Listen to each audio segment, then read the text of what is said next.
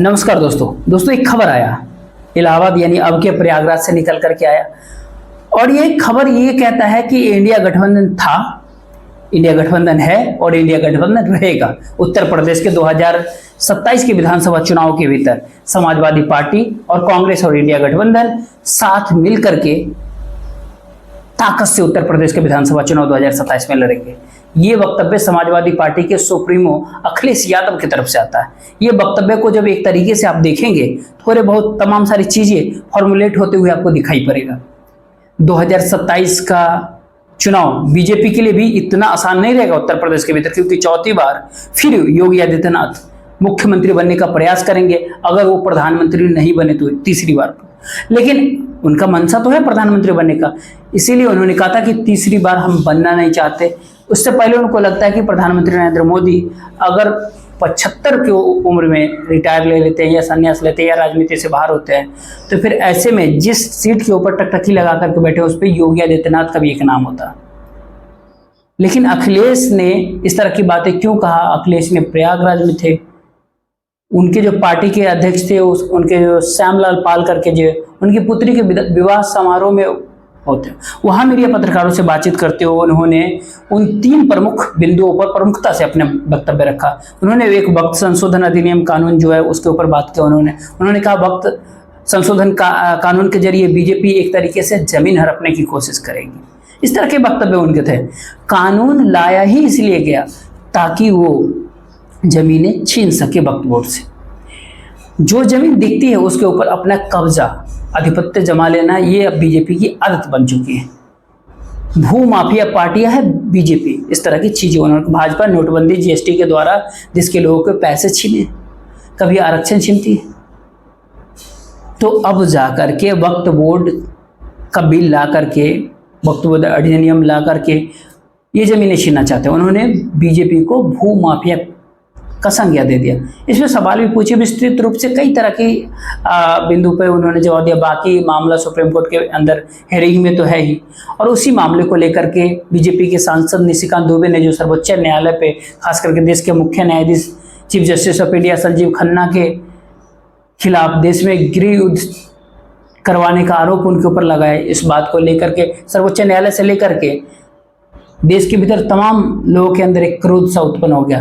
BJP ने स्थिति को भांपते हुए अपने आप को इससे दूर किया, लेकिन जब तक बीजेपी अपनी तरफ से कोई एक्शन नहीं लेगा तब तक ये मिलीजुली कुश्ती या फिर इस तरह के राजनीतिक ड्रामा कह सकते हैं लोग। वक्फ बोर्ड संशोधन बिल के बाद उन्होंने कहा कि महाकुंभ जो हुआ है 2025 में, इसकी कार्यप्रणाली के भी पे बोला। उन्होंने कहा कि इससे विफल महाकुंभ किसी ने नहीं देखा। इस तरह की बातें अखिलेश यादव ने कहा। उन्होंने कहा कितने लोग मरे इसका कोई गिनती नहीं, कोई हिसाब ही नहीं। कितने लोगों को क्या कंपनसेशन दिया इसका पता नहीं। सरकार ना डेथ की आंकड़ा बताने के तैयार है, ना कंपनसेशन देने के। हादसों के अंदर जो हताहत लोग हैं उनको कितनी वित्तीय लाभ मिला, कितने वित्तीय लाभ नहीं मिला, कितने लोग को मिला, कितने लोग को नहीं मिला, ये भी किसी को नहीं पता। अखिलेश ने कहा कि जनवरी के महीने में जो भागदौड़ मची थी उसके बारे में तो सब चुप है, सब मौन है। ड्रोन दिखाए गए थे, सीसीटीवी दिखाए गए थे, लेकिन जब भगदड़ मची तो वो ड्रोन कहाँ था, सीसीटीवी कहाँ था, वो हेलीकॉप्टर की तस्वीर कहाँ थे, वो सब बंद कैसे पड़ गए थे, या फिर बंद करवा दिए गए थे, या फिर उसका फुटेज गायब कर दिया गया।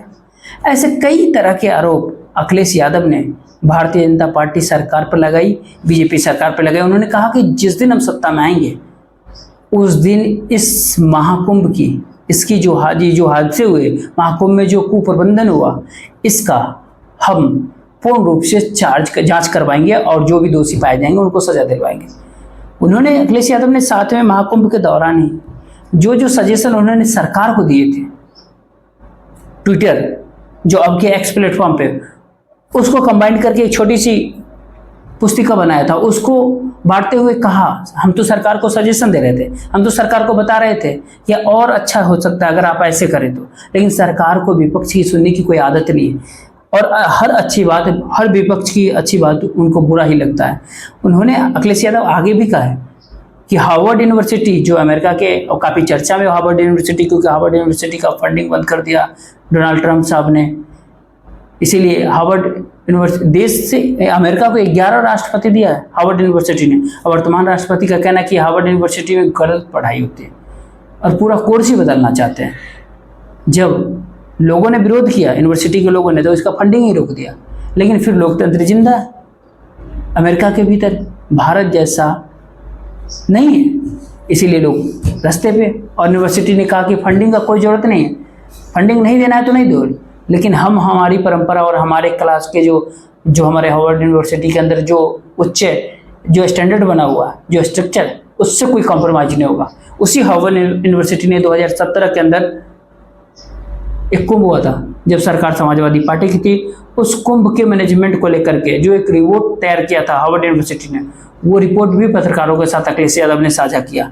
आगे जब पत्रकार ने पूछा अखिलेश यादव से कि राणा सांगा और रामजी लाल सुमन इस पर किस सूची बात हो, तो 2 के पेश पर जवाब देते हुए अखिलेश यादव ने कहा मीडिया को कि जो इतिहास एक दूसरे को ऊंच नीच दिखाए, जो हमारी प्रगति को, विकास को रोकता है, उस इतिहास को इतिहास ही रहने देना चाहिए। उस इतिहास के पन्ने पलटने की जरूरत नहीं है।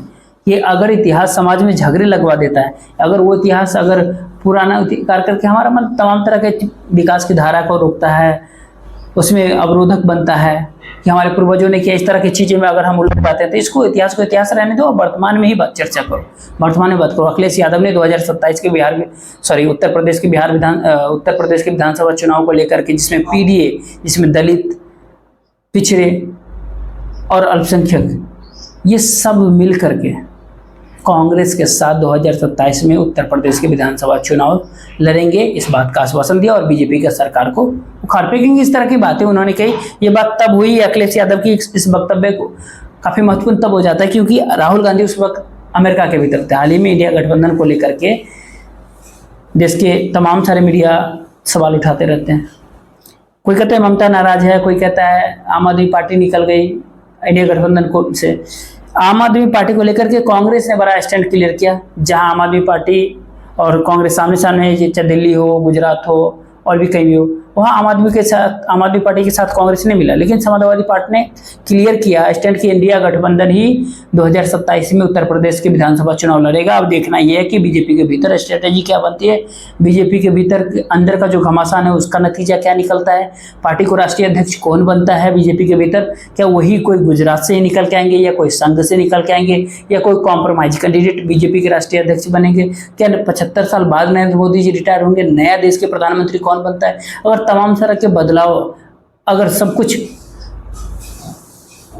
संगठन के भीतर भी बहुत सारा बदलाव हो सकता है, तब बीजेपी के चुनाव जो है, बीजेपी जो उत्तर प्रदेश का चुनाव 2027 में जिस भी प्रारूप में लड़ेगा उसके खिलाफ रणनीति क्या कुछ बनेगा, तब इंडिया गठबंधन तय करेगा। इस तरह की चीजें अखिलेश यादव कहते हुए मीडिया के साथ वार्तालाप किए। और कम से कम ये 2 युवा साथ में मिलकर के चुनाव लड़ेंगे, हाथ छाप और साइकिल उत्तर प्रदेश में साथ साथ होगा 2027 के चुनाव में।